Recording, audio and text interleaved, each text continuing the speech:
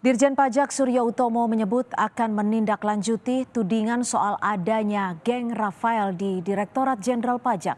Surya menjelaskan kasus dugaan kepemilikan harta tak wajar Rafael Alun jadi momentum perbaikan sekaligus menutup celah agar hal seperti ini tidak terulang dengan melakukan deteksi dini.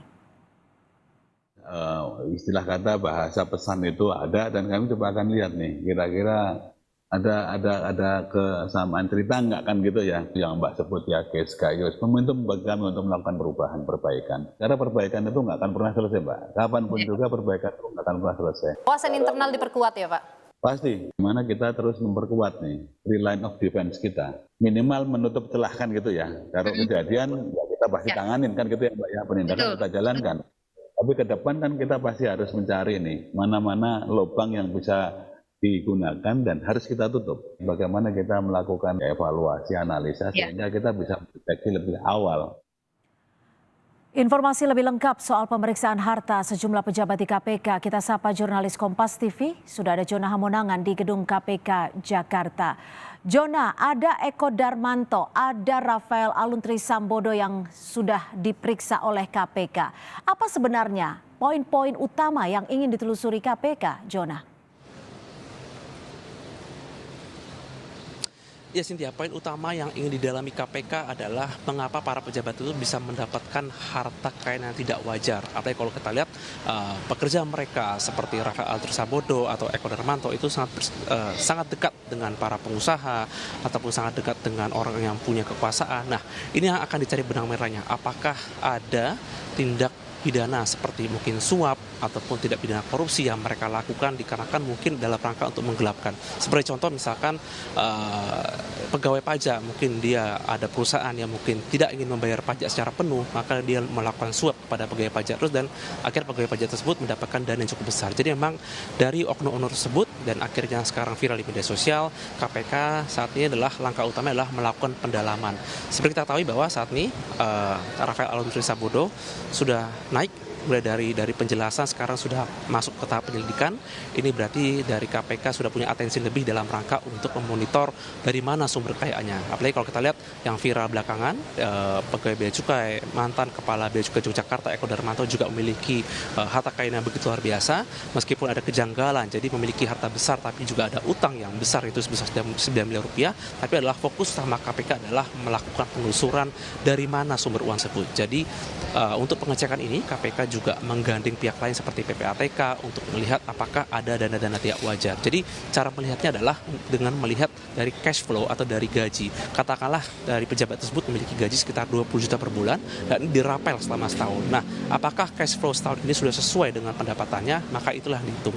Terlepas dari mungkin pejabat tersebut memiliki harta kekayaan seperti mungkin warisan ataupun dari harta kekayaan lainnya, itu bisa diklarifikasi. Tapi ketika ada dana tidak wajar atau mungkin ada dana yang di luar dari warisan, maka inilah fokus utama dari KPK untuk bisa masuk melakukan penyelidikan. Seperti ketahui bahwa kasus seperti Rafael Alun Trisambodo dan juga Eko Darmanto menjadi pintu masuk awal dalam rangka penyelidikan dilakukan KPK dalam rangka untuk mengecek dari mana pejabat itu mendapatkan harta kekayaan. Dan saat ini memang untuk Eko Darmanto masih diperiksa oleh pihak KPK, tadi masuk pukul 9 dan sekarang sudah pukul 4 sore atau kurang lebih sekitar 7 jam masih dilakukan pemeriksaan. Namun perlu dipertegas bahwa pemeriksaan ini dilakukan dalam rangka untuk klarifikasi. Jadi untuk mengecek dari mana harta kekayaannya, apalagi setelah viral di media sosial. Ya.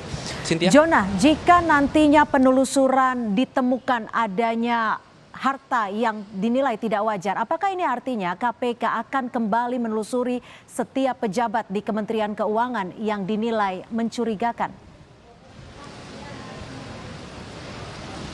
Ya, kalau kita lihat dari statement dari KPK, khususnya dari Pak Halana Nainggolan mengatakan bahwa ini merupakan pintu masuk awal untuk bisa masuk ke kementerian. Apakah mungkin ada pejabat yang memiliki harta tidak wajar tidak? Namun yang pasti ini menjadi study case, studi awal dari para dua pejabat tersebut. Apakah nanti ketika ditemukan dua alat bukti yang kuat dan nanti mungkin akan ditetapkan menjadi tersangka, maka ini menjadi pintu masuk untuk bisa mengecek pejabat-pejabat yang viral, baik mungkin yang suka pamer di media sosial ataupun dari anaknya, untuk bisa dicek apakah memiliki harta kekayaan tidak wajar. Namun perlu dipertegas bahwa ini merupakan langkah awal dan saja harus diapresiasi langkah KPK dalam rangka untuk mengecek harta kekayaan pejabat ini yang diduga berasal dari hal-hal yang tidak wajar. Ya. Cynthia? terkait dengan klarifikasi, hasil klarifikasi seperti apa, Jona? Ya, untuk klarifikasi untuk agenda hari ini, klarifikasi kepada Eko Darwanto ini pemeriksaannya masih berjalan dan tadi sudah datang pukul 9 pagi. Tadi kami melihat juga didampingi oleh beberapa dan informasi kami dapat itu dari yang wanita itu adalah dari istrinya, sedangkan yang laki salah satunya adalah kuasa hukum. Nah, untuk pengecekan khususnya yang dilakukan di dalam, di klarifikasi adalah ini berbeda dengan penyelidikan, yang dimana sifatnya seperti interogasi. Jadi ini lebih kepada untuk memamarkan harta kekayaannya yang terangkum dari LHKPN, apakah ini sudah sesuai dengan angka di slip gaji atau tidak, ataupun nanti ada juga berkas-berkas lain seperti mungkin harta properti, harta kendaraan, dan juga beberapa sumber lain. Ini sangat penting untuk bisa memastikan berapa jumlah harta kekayaan dari pejabat tersebut. Baik, terima kasih Jona Hamonangan, jurnalis Kompas TV melaporkan langsung dari KPK.